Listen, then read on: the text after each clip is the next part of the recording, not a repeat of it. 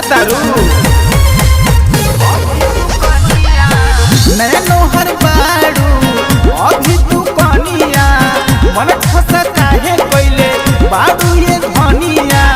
चल न देखा दी तोहके खेलावा ए धनी घूम ल तू ताता पानी मेलावा संगही खिलाइब तोहके चाट फुल्की छोलावा ए धनी घूम ल तू ताता पानी मेलावा संगही खिलाइब तोहके चाट फुल्की छोलावा टेंशन नहीं थे तिलकिया वाला पैसा बचले बा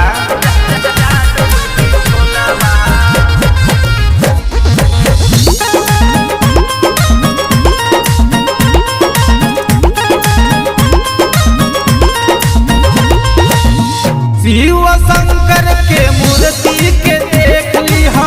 बाद में चल के गरम जलवानी रेख ली हो ठीक बा शिव शंकर के मूर्ति के देख ली हो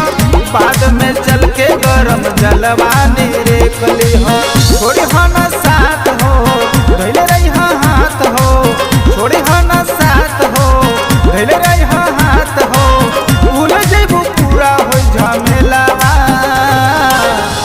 धनी घूम ल तू ताता पानी मेलावा संगही खिलाइब तोहके चाट फुल्की छोलावा ए धनी घूम ल तू ताता पानी मेलावा संगही खिलाइब तोहके चाट फुल्की छोलावा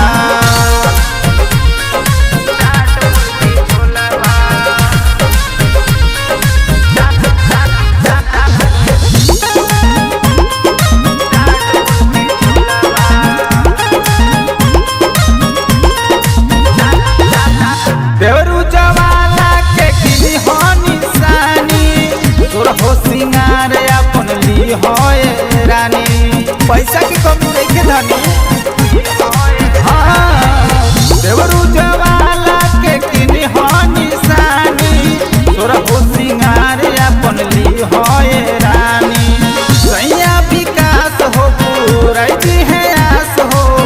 सैया विकास हो पूरा दी है आस हो